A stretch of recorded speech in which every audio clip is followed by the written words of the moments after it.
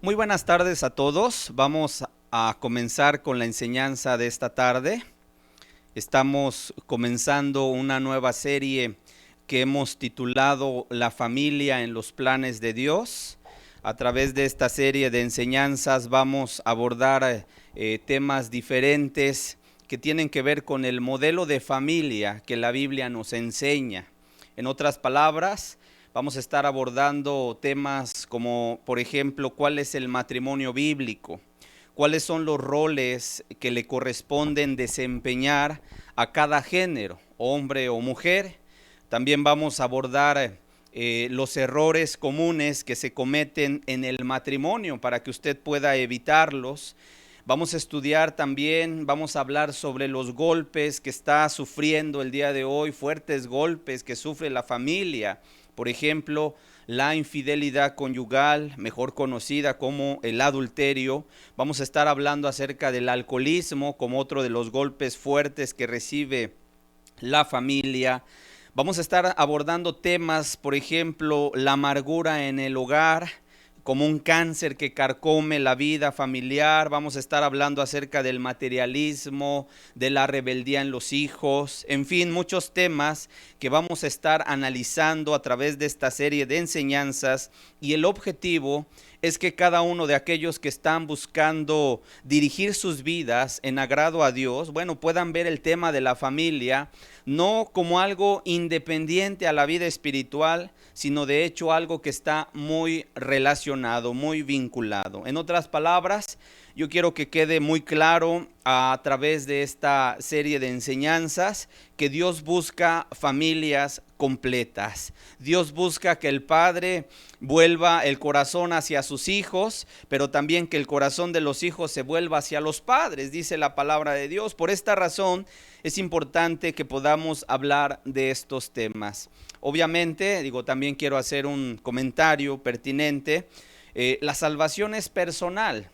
En ocasiones hay quienes comienzan a buscar a Dios en la familia, ¿verdad? Uno de los integrantes, pero el resto de la familia no quiere saber nada de Dios, sino que está contento tal vez con sus tradiciones, con su religiosidad, tal vez. Y bueno, definitivamente en ese caso, vamos a llamarlo, pues se tendrá mucho que trabajar a través del testimonio, darle un buen testimonio a toda la familia que no quiere buscar de Dios, tal vez cuando es un solo miembro el que está en busca justamente de entregar su vida a Dios. Tendrá que trabajar mucho a través de el testimonio que le pueda dar a su demás familia.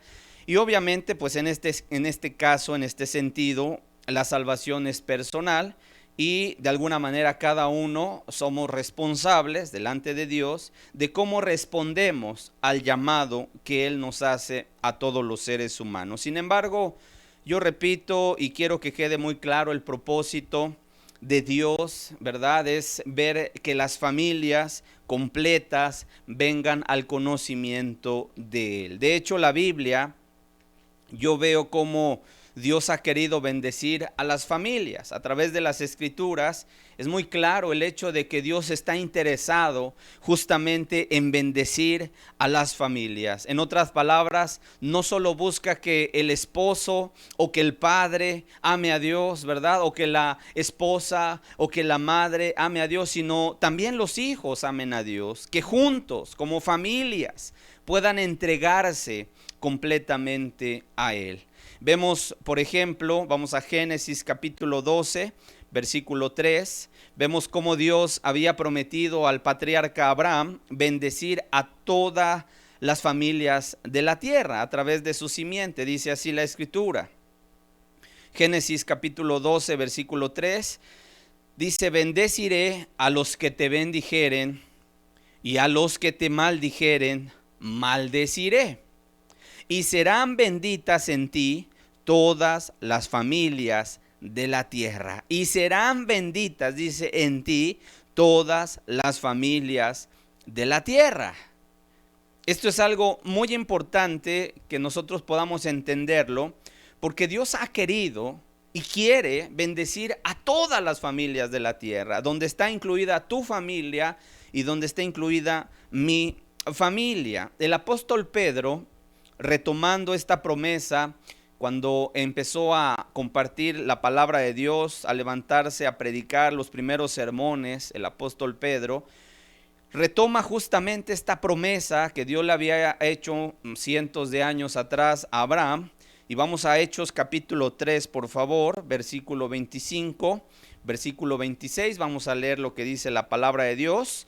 Dice, está hablando el apóstol Pedro delante de la multitud que estaba ahí reunida, y dice, vosotros sois los hijos de los profetas y del pacto que Dios hizo con nuestros padres, diciendo a Abraham, en tu simiente serán benditas todas las familias de la tierra. Fíjate lo que está hablando este hombre.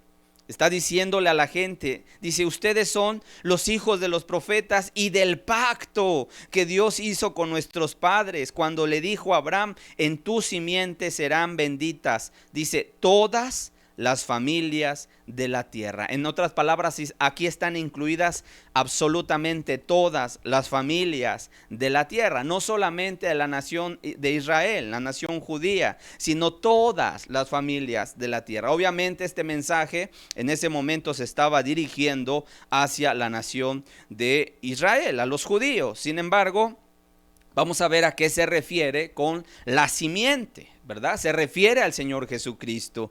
El versículo que sigue, versículo 26, nos aclara justamente a qué se refiere la simiente. Dice, a vosotros primeramente, Dios, habiendo levantado a su Hijo, es decir, a Jesucristo, dice, lo envió para que os bendijese. En otras palabras, la bendición que Dios había prometido desde la antigüedad a ese hombre, a ese patriarca Abraham, tiene su cumplimiento en la persona del Señor Jesús. En él son bendecidas todas las familias de la tierra. En otras palabras, no solo Abraham, ¿verdad?, que fue el patriarca de la nación de Israel, de un pueblo escogido, porque la nación de Israel, los judíos, es un pueblo escogido, tenemos que decirlo, pero no solo a ellos alcanzó la bendición de Dios, sino que también a nosotros ha enviado esta bendición de conocer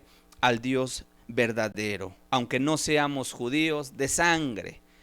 Sin embargo, Dios nos ha alcanzado también con esta bendición a través de Jesucristo. Por lo tanto, qué importante es entender esto. Dios quiere bendecir tu familia. Dios quiere bendecir tu vida. Dios quiere bendecir a los tuyos, ¿verdad? Hechos capítulo 2, versículo 39. También aquí la palabra de Dios nos deja algo muy claro. Dice la escritura, porque para vosotros es la promesa. Para vosotros es la promesa, dice, y para vuestros hijos. Si ustedes se dan cuenta, estamos leyendo pasajes en los cuales están incluidas las familias, porque Dios quiere y busca que las personas se entreguen a Él, pero no solamente el padre, no solamente la madre, sino aún también los hijos, toda la familia completa, porque para vosotros es la promesa, dice, y para vuestros hijos, y para todos los que están lejos, para cuantos el Señor nuestro Dios llamare. Así que con esta breve introducción vamos a dar comienzo a la palabra que tenemos preparada para este día, pero vamos a orar a Dios y vamos a pedirle su ayuda y su gracia para la exposición de esta palabra el día de hoy. Vamos a orar y vamos a pedirle a Dios su bendición. Padre, en tu palabra observamos que tú quieres bendecir las familias, Señor. Las familias de toda la tierra, por cierto, donde están incluidas nuestras familias, Señor. Y el día de hoy nos ha alcanzado esta bendición, la cual queremos pedirte, Señor, derrama tus bendiciones sobre cada familia que el día de hoy está escuchando tu palabra. Que podamos entender este tema tan importante, que podamos entender, Señor, el modelo que tú has establecido para las familias, para los matrimonios, cuál es el orden que tú has establecido, Señor. Porque, Padre, son los fundamentos que tú estableciste desde el principio para que aún fueran bendecidas las familias, Señor. Ayúdanos a explicar y ayúdanos a entender tu palabra, Señor. Todo esto te lo pedimos en el nombre de Jesús. Amén. Amén. El tema de este día es el tema número 2. En la plática anterior estuvimos simplemente dando una introducción a la serie y el tema de esta tarde se titula Los fundamentos bíblicos de la familia. Vamos a ver cuáles son los fundamentos sobre los cuales descansa o se apoya la familia desde el punto de vista bíblico. Es importante entender esto porque el día de hoy, como lo decíamos en la plática anterior, se está tratando de redefinir el concepto de familia, se está tratando de redefinir el concepto de matrimonio, de los roles que cada uno tiene en el hogar y se está tratando, ¿verdad?, de socavar los fundamentos precisamente sobre los cuales descansa la familia, descansa el matrimonio. Sin embargo, si se coloca otro fundamento diferente del cual fue ordenado por Dios, pues dicha familia, ¿verdad?, se va a venir abajo.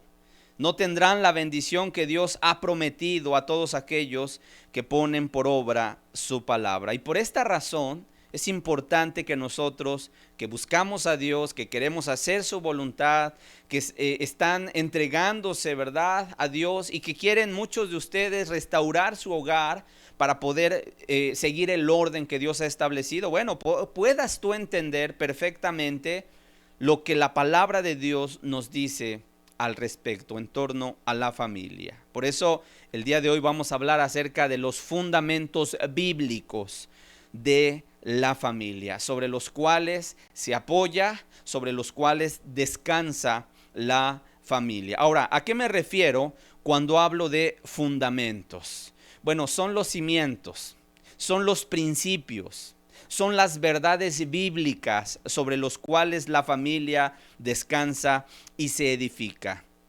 Para que ustedes me puedan comprender mejor esto que estoy diciendo, te voy a poner un ejemplo de la vida práctica. Es como en las construcciones de los edificios, de esos rascacielos que se levantan, se erigen, todas ellas, ¿verdad?, tienen un cimiento sólido que les hace incluso soportar el peso que hay arriba.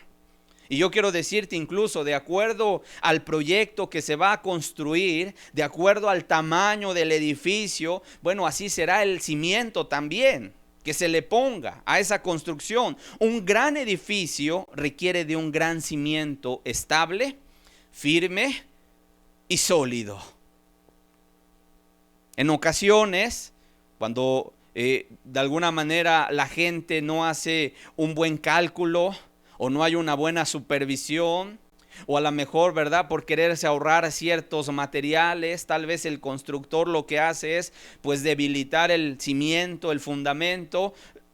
Corren el riesgo el día de mañana de que todo aquello que se está edificando hacia arriba, cuando venga un sismo, un movimiento de la tierra, eso pueda colapsar y pueda venirse abajo y obviamente se pierdan muchas vidas, como ha sucedido en algunos momentos. Si los cimientos no están bien colocados, si no están lo suficientemente fuertes, si no tuvieron el suficiente cálculo y la necesaria supervisión, repito, el edificio que se construye puede colapsar en algún movimiento sísmico y provocar muchas muertes.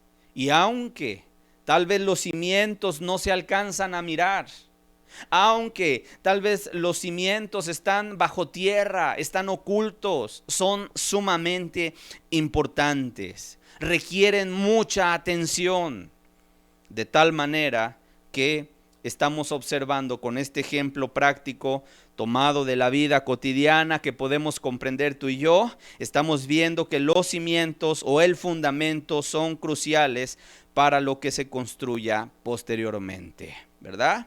El Señor Jesucristo habló de esto en la parábola de los dos cimientos.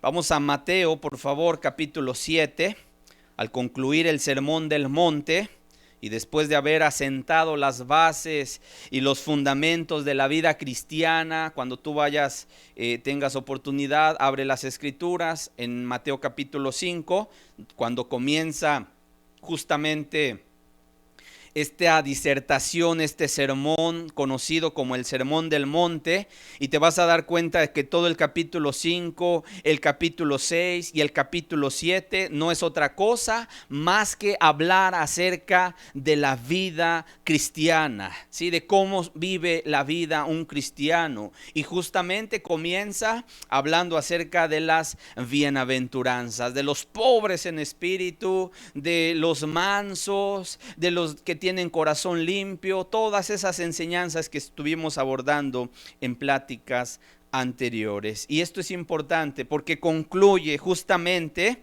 cierra el Señor Jesucristo su sermón con las siguientes palabras. Mateo capítulo 7, versículo 24 al 27. Dice: cualquiera pues que me oye estas palabras y las hace, le compararé a un hombre prudente que edificó su casa sobre la roca. Descendió lluvia y vinieron ríos y soplaron vientos y golpearon contra aquella casa y no cayó. ¿Por qué no cayó? Dice, porque estaba fundada sobre la roca. Es decir, el cimiento sobre el cual estaba edificada esa casa era un cimiento sólido, estable. Verso 26.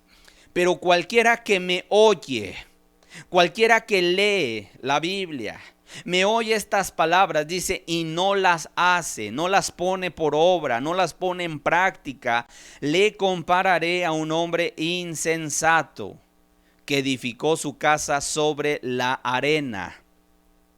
Y descendió lluvia, y vinieron ríos, y soplaron vientos, y dieron con ímpetu contra aquella casa, y cayó, y fue grande su ruina. No es el tema explicar esta parábola. Sin embargo, lo que sí quiero que quede claro a través de las palabras del mismo Señor Jesucristo es que veamos que el fundamento sólido, el fundamento estable, firme, ¿sí?, es representado en este momento por la roca, que es la palabra de Dios, que es la voluntad de Dios. Y la arena representaría aquellos consejos baratos, aquellas nuevas ideologías, nuevas formas de pensamiento, nuevas filosofías sobre las cuales se quiere construir, ¿verdad? Algo que no sería estable, sino por el contrario, les acarrearía destrucción al final de todo. De tal manera que yo creo que con este ejemplo nos queda muy claro a qué nos referimos con los fundamentos, ¿verdad? Son aquellos principios, son aquellas palabras, son aquellas pautas, verdades bíblicas sobre los cuales Dios ha establecido a la familia y al matrimonio. Y Dios le ha dado un orden a la familia, y Dios lo ha querido formar de esa manera. Así como tal vez el hombre cuando crea o produce algún aparato, llámese como se llama, un refrigerador, una estufa, un horno de microondas, y de alguna manera le acompaña ese aparato con un manual del fabricante para que se ocupe de una determinada manera. Y que si ese refrigerador tuvo un maneaje, ¿verdad?, movimiento, y lo trasladaron en los fletes y lo bajaron de un lugar a otro y lo tuvieron que acostar tal vez, bueno, el manual dice que lo deje reposar una vez que se haya instalado en el lugar donde va a estar, y que no se conecte a la corriente eléctrica. ¿Por qué? Porque se movieron el gas que traen los refrigeradores y podría causar a lo mejor un daño al aparato. Y por eso se acompaña justamente ese refrigerador de un manual. Es el manual del fabricante. Bueno, yo quiero decirte, de la misma manera, cuando Dios crea y diseña la familia, crea y diseña el matrimonio, Dios le acompaña de principios que vienen siendo el manual del fabricante y que son los fundamentos sobre los cuales descansa la familia. ¿Cuáles son esos fundamentos y dónde los encontramos? Bueno, creo que está más claro, está más que dicho, los encontramos en la palabra de Dios. Vamos a ver varios fundamentos sobre los cuales descansa la familia. Número 1, el primer principio bíblico que debemos entender es que la idea de familia es una idea que provino de la mente de Dios, de la mente sabia, de la mente inteligente, ¿verdad? Del Dios que de alguna manera tiene una sabiduría infinita. En otras palabras, la familia es una institución que tiene su origen en lo divino. Así lo debemos de entender. No es invención del hombre, no es invención de la sociedad. Más bien la sociedad se compone de familias integradas, pero no creas que sucedió un día en tiempos antiguos, ¿verdad? Donde empezaban tal vez los hombres a estar ahí en la tierra y empezaron a decir, oye, ¿y si nos casamos? Oye, ¿y si nos unimos en matrimonio para poder procrear nuestros hijos y poder criarlos juntos? Quiero decirte, eso no fue así, eso no sucedió así, sino que la idea de familia surgió en la mente de Dios. Es una idea de Él. Y por lo tanto, entendemos entonces que la familia es la institución más antigua de la humanidad. Antes que existiera el Estado, antes que existiera cualquier institución que hoy conocemos, yo quiero decirte, la familia ya existía, ¿verdad? Y existió en el momento en el cual Dios forma al primer hombre y a la primera mujer, Adán y Eva, y los puso en el huerto del Edén. Ahí comenzó el matrimonio, el primer matrimonio. Vamos a ver sus orígenes, por favor. Génesis capítulo 2, versículo 7 y versículo número 8. Dice así la palabra de Dios. Entonces Jehová Dios formó al hombre del polvo de la tierra y sopló en su nariz aliento de vida. Y fue el hombre un ser viviente. Y Jehová, verso 8, Jehová Dios plantó un huerto en Edén, al oriente, y puso allí al hombre que había formado. Génesis 2:18, vamos a ver más adelante que dice la escritura. Y dijo Jehová Dios, no es bueno que el hombre esté solo, le haré ayuda idónea para él. Quiero decirles con estos pasajes que el que fue creado primero fue Adán, fue el varón. Dios tomó del polvo de la tierra, para este entonces ya había creado toda la creación, ¿verdad? De las plantas, los animales, los planetas, las estrellas, el sol, la luna, etcétera, ¿verdad? Los animales, etcétera, etcétera. Él ya había creado todo.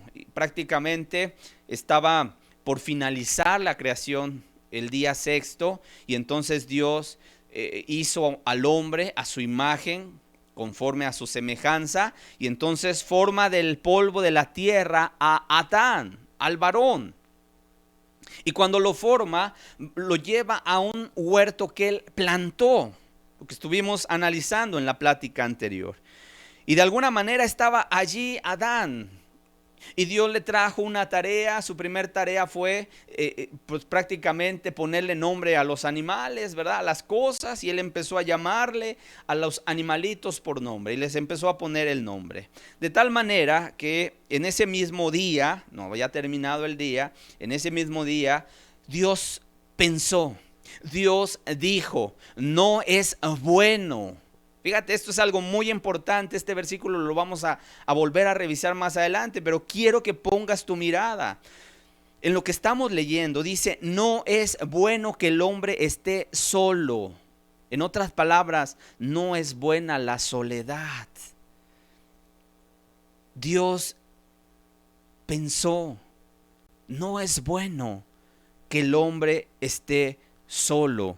Le haré, dice, ayuda idónea para él. Ahora sí vamos a Génesis 2, unos versículos adelante en el versículo 21 al versículo 24 y vamos a ver qué dice la escritura. Dice: entonces Jehová Dios hizo caer sueño profundo sobre Adán. Algunos estudiosos dicen que esta era la primera cirugía que se iba a practicar, ¿verdad?, al ser humano. En otras palabras, Adán cayó en un sueño profundo, dice, y mientras dormía, tomó una de sus costillas y cerró la carne en su lugar. Y de la costilla que Jehová Dios tomó del hombre, hizo una mujer y la trajo al hombre. Dijo entonces Adán: esto es ahora hueso de mis huesos y carne de mi carne. Esta será llamada varona, porque del varón fue tomada. Dice: por tanto, dejará el hombre a su padre y a su madre, y se unirá a su mujer, y serán una sola carne. Fíjate, qué importante y qué interesante es lo que estamos leyendo. Antes que existieran los padres y los suegros, Dios ya había mandado que el hombre y su mujer dejarían a sus padres para formar su propia familia. Y así ha sido por todos los tiempos. En otras palabras, llega el momento en que los hijos que están en el hogar comienzan a crecer, comienzan a madurar, llegan a una cierta edad, comúnmente los 23, 24 años, cuando comienzan con la idea de formar su propia familia, tener su propio hogar, volverse independientes, ¿verdad?, de sus padres. Y los padres obviamente tienen que enfrentar dicha separación, porque eso es algo natural. En ocasiones los padres de él o los padres de ella les dicen a ese nuevo matrimonio: pues vénganse a vivir con nosotros. Sin embargo, en ocasiones es simplemente por el hecho de no dejarlos ir, sino de querer tener a los hijos siempre cerca de los padres. Y yo quiero decirles, padres que el día de hoy tal vez pueden tener hijos ya en una cierta edad, tienen que hacerse a la idea de que el día de mañana sus hijos pues van a formar su propio hogar. ¿Sí? Incluso esto es algo sano hasta para ustedes mismos, que puedan entender que el día de mañana los hijos van a dejar el hogar. ¿Por qué? Porque así está establecido. En el verso 24 de Génesis 2 dice: por tanto dejará el hombre a su padre y a su madre, y se unirá a su mujer, y serán una sola carne. Esto lo vamos a explicar un poquito más adelante. Pero qué importante es lo que estamos entendiendo el día de hoy. Tanto el hombre como la mujer, ambos deben desprenderse del hogar paternal para formar su propio hogar, ¿sí? Cuando de repente sucede que se forma un nuevo matrimonio, esto lo vamos a abordar cuando estemos hablando acerca de los errores comunes que se cometen en el matrimonio. En ocasiones hay quienes se casan y se van a vivir con los suegros, se van a vivir con los padres, y obviamente pues está ahí la suegra que se empieza a meter en el nuevo matrimonio, que empieza a decirle a la nuera, ¿verdad?, cómo tiene que tal vez guisar la comida, cuál es la comida que le gusta al hijo, y entonces comienzan los problemas, comienzan las adversidades ahí en ese matrimonio, porque obviamente no se está cumpliendo el mandato de la Escritura de volverse independientes, de separarse del hogar cuando se forma un nuevo hogar, un nuevo matrimonio. Así que son consejos que vamos a ir mirando a lo largo de esta serie de enseñanzas. Vamos a Génesis, por favor, capítulo 1, versículo 27. ¿Cuál es otro fundamento? El primero de ellos ya lo vimos. Estamos observando cómo Dios crea el matrimonio, cómo en la mente de Dios surge la idea de familia. Vamos a seguir viendo los fundamentos. Dice así la palabra de Dios: y creó Dios al hombre a su imagen. A imagen de Dios lo creó. Varón y hembra los creó. ¿Ok? Qué importante es este versículo. Este es otro fundamento sumamente importante. ¿Qué significa esto? Que Dios creó un hombre y una mujer. Tiene muchas implicaciones y tiene muchos principios que es importante que nosotros podamos conocer. Número uno, que Dios buscaba que el matrimonio fuera, por un lado, heterosexual. ¿Sí? Y esta palabra heterosexual quiere decir que existiera la atracción por el sexo opuesto. En otras palabras, si es hombre, tuviera una atracción por la mujer y viceversa, la mujer por un hombre. Y por otro lado, buscaba que el matrimonio fuera monógamo, es decir, que existiera un vínculo exclusivo entre la pareja. O sea, ¿por qué Dios crea un hombre y por qué crea una mujer? Obviamente porque lo que Él está buscando es que el matrimonio, número uno, ¿verdad? Un hombre, una mujer, que pudiera ser el matrimonio heterosexual. Número dos, que ese matrimonio, al ser uno y uno, ¿verdad? Un hombre, una mujer, pudiera ser un matrimonio monógamo, ¿sí? Una pareja solamente. En otras palabras, quiero decir, la pareja no se comparte con nadie, sino que Dios lo crea así, un hombre y una mujer. Porque Dios estaba buscando Dios la fidelidad en el matrimonio. De hecho, más tarde, en Éxodo 20, cuando Dios da sus leyes al pueblo de Israel, vemos cómo Dios tajantemente prohíbe el adulterio y dijo, no adulterarás. Porque Él quería justamente legislar la cuestión de la fidelidad en el hogar, en el matrimonio. Porque si hay algo que el día de hoy es uno de los golpes más fuertes que puede sufrir la familia, es precisamente la infidelidad conyugal. Cuando una tercera persona entra en la relación matrimonial y viene a perturbar, ¿verdad? Ese vínculo que había Dios unido en esa pareja. Y las consecuencias son devastadoras. Ya lo hablaremos en su momento cuando estemos hablando acerca del adulterio como uno de los golpes más fuertes que está recibiendo la familia. Pero volviendo al tema, Dios no creó un hombre y dos mujeres, ¿verdad? Porque sería entonces poligamia. No creó tampoco dos hombres y una mujer. No creó tampoco dos hombres y dos mujeres, porque entonces podría de alguna manera pues haber infidelidad y de alguna forma Dios quería evitar todo esto. En otras palabras, si entendemos que en la mente del Dios santo y sabio, ¿verdad? Hubiese estado la idea de que el matrimonio o la familia iba a funcionar mejor con dos hombres y una mujer o con dos mujeres y un hombre, ¿verdad? Entonces Dios lo hubiera creado así.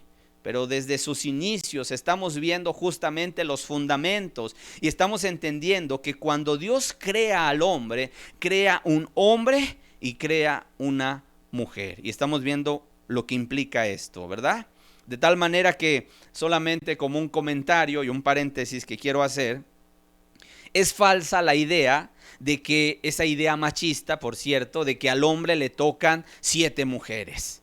No sé cuántos de ustedes han escuchado este dicho, pero en ocasiones hay quienes dicen, no, es que pues el hombre es mujeriego porque le tocan 7 mujeres, ¿verdad? Quiero decirte, esto es completamente falso. Incluso la misma demografía nos demuestra que esto no es cierto. Nada más para que tú tengas un dato, en el año 2015, por ejemplo, la población mundial, de acuerdo a cifras de Naciones Unidas, la población mundial ascendía a 7.350 millones de personas. 7.350 millones de personas. Esa es la población mundial en el año 2015, de los cuales 3.700 millones eran varones. En otras palabras, esto representa el 50.4% del total de la población. Y había en aquel entonces 3.650 millones de mujeres, que representaban el 49.6% del total de la población. En otras palabras, ¿qué quiero decirte con esto? Que hay un equilibrio impresionante. No se está desequilibrada la balanza y que hay más hombres que mujeres o mujeres que hombres, ¿verdad? Sino que hay un equilibrio sorprendente. Hay un equilibrio sorprendente, impresionante. Por lo tanto, cierro el paréntesis y volviendo al punto, decíamos que Dios creó un hombre y creó una mujer. No dos hombres y una mujer. No dos mujeres y un hombre. No dos parejas, ¿verdad? De ambos sexos. No dos hombres solos. No dos mujeres ahí solitarias. Lo que Dios creó fue un hombre y una mujer. ¿Ok? ¿Qué significa que Dios haya creado un hombre y una mujer? Significa que Dios nos hizo distintos por diseño. Hombre o mujer. Solamente. No hay intermedios. No hay otros géneros. Solo hombre o mujer. Y fuimos constituidos diferentes. Ahora, esto no significa que el hombre valga más que la mujer. Yo quiero decirte, el día de hoy en muchos lugares, ¿verdad? Se levantan las manifestaciones y las pancartas pidiendo igualdad entre hombres y mujeres. Yo quiero decirte, miren, delante de Dios, delante de los ojos de Dios, el hombre y la mujer valen lo mismo. Tenemos una igualdad en valor, en dignidad, porque fuimos creados a imagen de Dios. Lo estuvimos viendo en el Génesis 1:27, que dice y que Dios creó al hombre y a la mujer, ¿verdad? Varón y hembra los creó. En otras palabras, al ser nosotros un diseño de Dios, tenemos un valor, tenemos una dignidad. Y nuestro valor y nuestra dignidad como seres humanos no nos los da el dinero, no nos los da cierta posición económica. Nuestro valor como seres humanos nos lo da el hecho de haber sido creados a la imagen de Dios. Ese es nuestro valor. Y tanto el hombre como la mujer fuimos creados a imagen de Dios. En ese sentido, somos iguales, pero fuimos creados distintos. Y esto es algo que necesitamos entender. Porque en ocasiones cuando no se entiende, entonces la gente piensa, ¿verdad? Ay, es que entonces Dios quiere sobajar a la mujer. No, en ningún momento quiere sobajar a la mujer. En ocasiones se le atribuye a la Biblia, ¿verdad? Una visión machista. En ningún momento la Biblia tiene una visión machista. Al contrario, si tú te das cuenta, Dios pone a la mujer en un lugar muy especial. De hecho, la Biblia le llama a la mujer coheredera de la gracia de la vida. Si tú te das cuenta y lees los primeros capítulos del libro de Génesis, te vas a dar cuenta que Dios ya había creado todo, incluso al hombre, y como vamos a decir, el sello de la creación, ¿verdad? Crea a la mujer. Ya como cuando todo el escenario estaba ya puesto, cuando ya todo el escenario estaba establecido, entonces viene la mujer, con la cual concluye Dios su creación.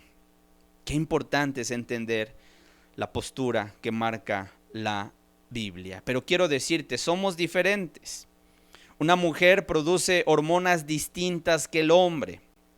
Lo que cada uno obviamente hace que al producir ciertas hormonas diferentes, el hombre que las mujeres van a desarrollar ciertas características que lo diferencian en su vida. Genéticamente posee el hombre, por ejemplo, el par de cromosomas sexuales X y Y. La mujer posee los cromosomas sexuales XX, es decir, el que define en la fecundación, cuando el hombre aporta el espermatozoide, bueno, es el que define si aporta un cromosoma X o Y, lo que determina incluso el sexo del bebé. En el óvulo simplemente existe el cromosoma sexual X. De tal manera que es muy completo el hecho de entender nosotros que tanto el hombre como la mujer somos diferentes.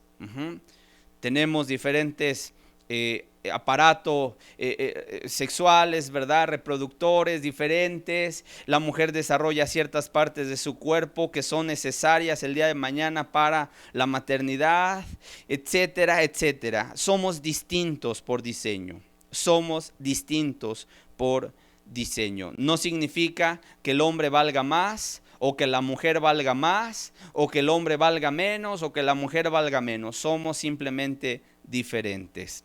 Así que, al ser distintos, número 4, ¿verdad? Que estamos viendo lo que implica el que Dios haya creado un hombre y una mujer. Ya estuvimos viendo 3 cosas fundamentales. El punto 4 es que al ser distintos, obviamente Dios quiere que nos complementáramos mutuamente. Génesis capítulo 2, versículo 24. ¿Qué implica el hecho de que seamos diferentes y que Dios haya creado un hombre y una mujer? Dice así, dice, por tanto dejará el hombre a su padre y a su madre y se unirá a su mujer y serán una sola carne. Repito nuevamente, dice, por tanto dejará el hombre a su padre y a su madre y se unirá a su mujer y serán una sola carne. En otras palabras, en todo sentido, el hombre y la mujer pueden embonar perfectamente al complementarse mutuamente. Es como un engranaje que se entreteje a la perfección. ¿Qué significa el hecho? ¿Qué implica que Dios haya creado un hombre y una mujer? Bueno, que Dios buscaba que la raza humana se multiplicara a través de la procreación. Génesis capítulo 1, versículo 27. ¿Qué dice la escritura? Dice, y creó Dios al hombre a su imagen. A imagen de Dios lo creó. Varón y hembra los creó. Y los bendijo Dios. Y les dijo, fructificad y multiplicaos, llenad la tierra y sojuzgarla, y señorear en los peces del mar, y en las aves de los cielos, y en todas las bestias que se mueven sobre la tierra.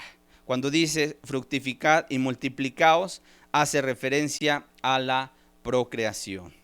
Y solo cuando el hombre y la mujer se unen, para aportar, ¿verdad? En la intimidad, cada uno, de alguna manera el hombre el esperma y la mujer el óvulo, puede haber una fecundación y puede entonces existir la procreación. En otras palabras, 2 hombres no pueden procrear, 2 mujeres por sí solas no pueden procrear. Es un hombre y una mujer.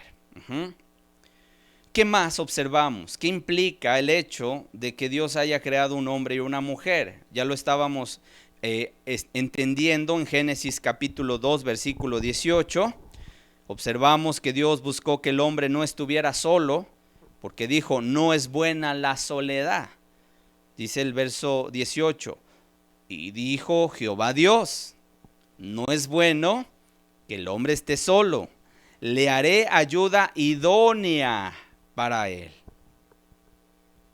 De tal manera que la familia provee el mejor lugar para la compañía. Comenzando, ¿verdad?, con los esposos en primer lugar, donde se van a disfrutar desde el momento del casamiento. Viven su luna de miel, están disfrutándose ellos de la compañía mutua, suplen su necesidad de afecto, suplen su necesidad de cariño, suplen su necesidad de atención, de comunicación.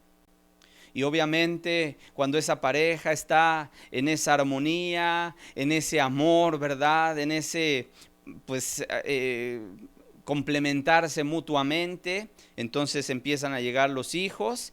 ¿Y qué crees? Llegan en una atmósfera de cariños, de atenciones, donde reciben prácticamente, son recibidos en un hogar cálido que los espera con agrado, incluso con ansias.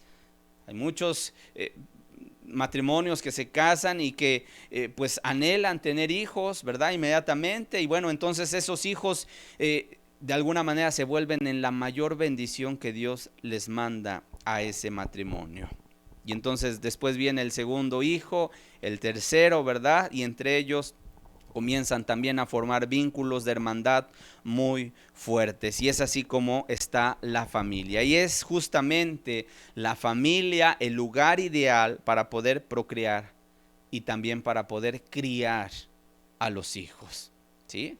Es la familia la que va a formar valores, es la familia la que va a formar los buenos hábitos, es la familia que va a instruir a los hijos para enfrentar la vida el día de mañana, es la que va a capacitar para la vida a esos pequeños.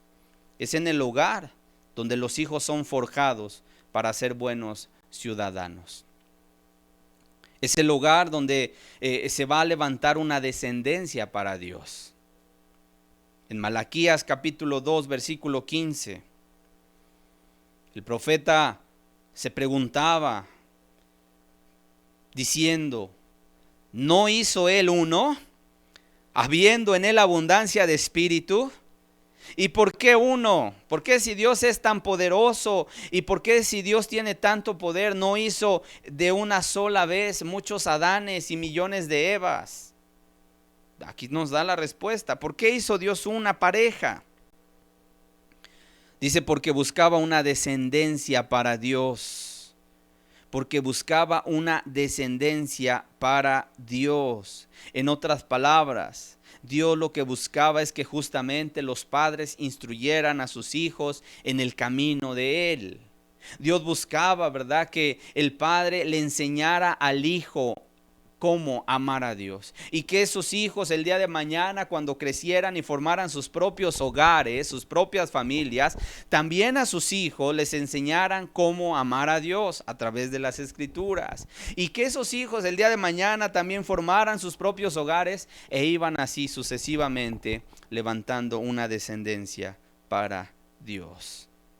Porque quiero decirte, Dios es Dios de Abraham, es Dios de Isaac y es Dios de Jacob. En otras palabras, es un Dios personal, que se va relacionando con cada una de las generaciones. Por último, simplemente quiero comentar otro fundamento sobre el cual descansa la familia. Que Dios busca, ¿verdad?, en el matrimonio, que sea indisoluble. En otras palabras, que no se pueda separar. Génesis capítulo 2, versículo 24, ya lo leíamos, que dice, por tanto dejará el hombre a su padre y a su madre, y se unirá a su mujer, y serán una sola carne. En otras palabras, cuando el hombre se casa con su mujer, delante de Dios ya no son dos, sino una sola carne. En otras palabras, Dios les mira como uno solo. Así como el agua, que su componente químico son dos moléculas de hidrógeno y una molécula de oxígeno, cuando se juntan forman el agua, ¿verdad? La famosa fórmula H2O, que es la fórmula del agua, y es una sola entidad, aunque cada elemento sea distinto. Bueno, quiero decirte, de la misma manera, el matrimonio, cuando se une un hombre y se une con su mujer, entonces Dios les mira como una sola entidad. Mateo capítulo 19, versículo 6, dice la escritura, así que no son ya más dos, sino una sola carne. Por tanto, lo que Dios juntó, no lo separe el hombre. Por tanto, dice, lo que Dios juntó, no lo separe el hombre. El propósito de Dios siempre ha sido que la duración de la unión sea hasta que la muerte los separe. De hecho, cuando se va la persona a casar, comúnmente, ya sea en el registro civil o cuando se casan por la iglesia, pues hacen votos, ¿sí?, delante del juez o delante de Dios, y las personas se prometen justamente vivir el uno al lado del otro en la salud, pero también en la enfermedad, en la abundancia, pero también en la escasez. Cuando hay tal vez alegría, pero también en las tristezas. En otras palabras, en todo momento se está dispuesto, cuando se está firmando el acta de matrimonio o se está ante un ministro, ¿verdad? Y la persona está diciendo sí acepto, se está comprometiendo la persona a que por ningún motivo ese vínculo matrimonial va a quedar separado, a menos que se presente la muerte de uno de los dos contrayentes. Solamente la muerte puede ser aquello que separe a las familias, a los matrimonios. En otras palabras, ni siquiera el tema del divorcio no estaba contemplado en el modelo de familia y de matrimonio que Dios había diseñado en un principio. El tema del el tema del divorcio, que el día de hoy es uno de los golpes también que está recibiendo fuertemente la familia, donde hay personas que incluso en ocasiones ya ni siquiera se quieren casar, los jóvenes, sino que quieren vivir en unión libre, porque dicen, bueno, es que a lo mejor también vamos a fracasar, como la mayoría de los matrimonios están fracasando y se están divorciando. Y entonces, para evitar el engorroso trámite del divorcio, pues mejor ya no nos casamos. Y si las cosas no funcionan, pues aquí se rompió una taza y cada quien se va a su casa. Y el día de hoy lo que está en boga justamente es la unión libre. El que los jóvenes simplemente quieren experimentar el hecho de vivir juntos un tiempo y ver si las cosas funcionan. Pero yo quiero decirte, tales uniones no van a funcionar porque no está el compromiso formal, real. Y además no es algo que Dios apruebe. Lo que Dios busca es unir en matrimonio, legal y legítimo, a ese hombre y a esa mujer. Que puedan compartir sus vidas, que puedan compartir sus metas, sus sueños, sus anhelos, sus ganas de servir a Dios y de levantar una descendencia para Dios. ¿Hasta cuándo? Hasta que la muerte los llame, hasta que la muerte los separe. Y el tema del divorcio no estaba contemplado en el modelo de familia que Dios estableció en el principio. Lo estamos leyendo en Mateo 19:6. Por tanto, lo que Dios juntó, no lo separe el hombre. Sino que fue por la dureza del corazón que los hombres comenzaron a divorciarse y a volverse a casar. Pero al principio no fue así.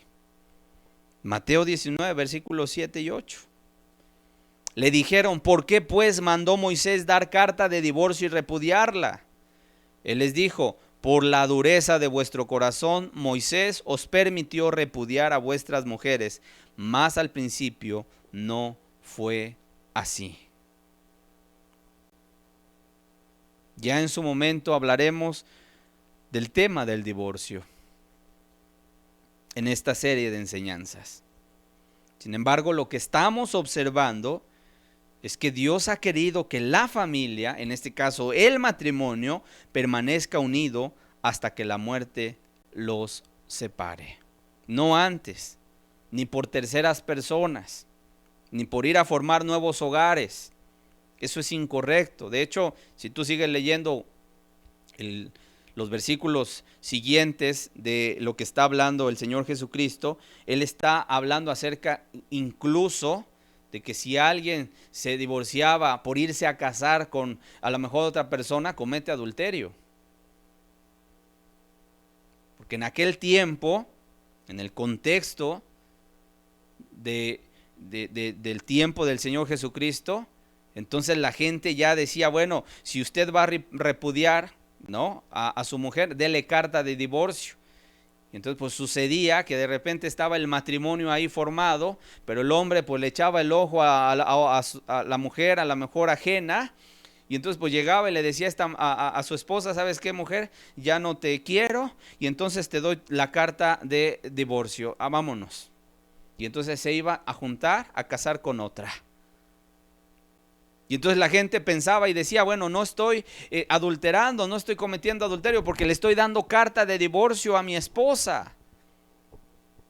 Sin embargo, en el fondo había un corazón adúltero, claro que sí. Porque él estaba mirando con otros ojos a la mujer ajena, no a su propia mujer.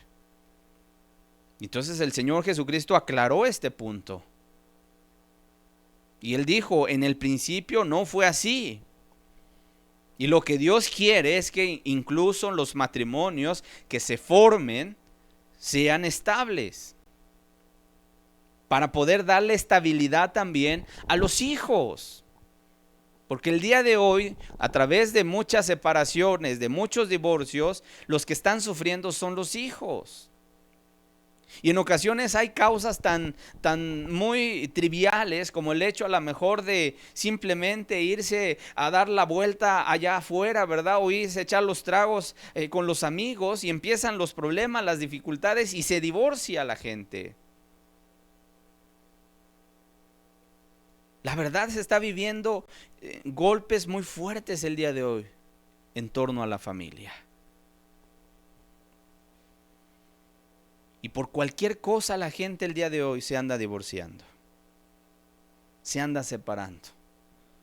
Y en ocasiones puede ser también a causa de un adulterio que hay ahí en el corazón, donde el hombre anda buscando, ¿verdad?, satisfacer fuera de su hogar sus propios placeres. Y aborrece ya a su esposa por irse ahora a lo mejor con una mujer más joven que él, que ella, que su esposa. Imagínate. ¿Y qué está dejando a su paso? Hijos destrozados. Hijos sin padre. Que van a empezar a ellos a enfrentar la vida, ¿verdad?, de una manera tremenda. Porque no estará papá ahí para ayudarles. Qué importante es entender los fundamentos sobre los cuales descansa la familia. Qué importante incluso es que podamos nosotros tomar estos fundamentos para que nuestra casa, nuestra familia, tenga un fundamento estable y sólido. De tal forma que con este último fundamento quiero llegar al final de esta plática que ha sido, yo creo que muy instructiva, muy interesante. No acabamos el tema, obviamente este tema da para muchas pláticas más. Sin embargo, vamos a detenernos hasta este momento. Qué importante es que todos aquellos jóvenes que el día de hoy tal vez tienen cierta edad, se están encaminando tal vez a esa madurez y que más adelante están pensando en formar su propia familia, puedan echar mano de la palabra de Dios para entender cuáles son los fundamentos sobre los cuales descansa la familia, por qué es importante el matrimonio, por qué es importante formalizar una unión, ¿verdad? Cómo es importante la unión entre un hombre y una mujer, cuáles son las razones del por qué Dios creó así el matrimonio, la familia, ¿verdad? La procreación, lo que dijimos, la compañía, que no es buena la soledad, etcétera, etcétera, complementarse mutuamente y todo lo que hemos hablado el día de hoy. Así que vamos a llegar al final de esta plática y vamos a hacer una oración, por favor. Vamos a darle gracias a Dios por el hecho de permitirnos haber escuchado este tema tan importante. Padre, yo te doy gracias, Señor, porque eres tú el interesado, el más interesado, Señor, en que podamos comprender, Señor, cuál es el modelo que tú has establecido para la familia, cuáles son los fundamentos sobre los cuales descansa la familia, descansa el matrimonio, Dios. Que te pido, Señor, que tu palabra quede grabada en los corazones, Señor. Y aún te pido también, Señor, porque sé que hay tal vez matrimonios que no han seguido el orden tuyo, pero a través de esta serie de enseñanzas puedan corregir y puedan restaurar aquello, Padre, que tal vez no han hecho correctamente. Puedan restaurar, Señor, el orden que tú has establecido en tu palabra, Señor. Pero síguenos hablando a todos. Y te doy gracias, Señor, por tu palabra este día. En el nombre de Jesús. Amén. Amén. Pues no me queda otra más que agradecerles su atención, pedirles que vayan a las Escrituras, todos los textos que hemos estado analizando en este día, puedan revisarlos con calma en su Biblia y sobre todo puedan encarnar la palabra de Dios en sus corazones. Cuídense mucho, que Dios les bendiga, nos vemos en la siguiente transmisión, Dios les bendiga.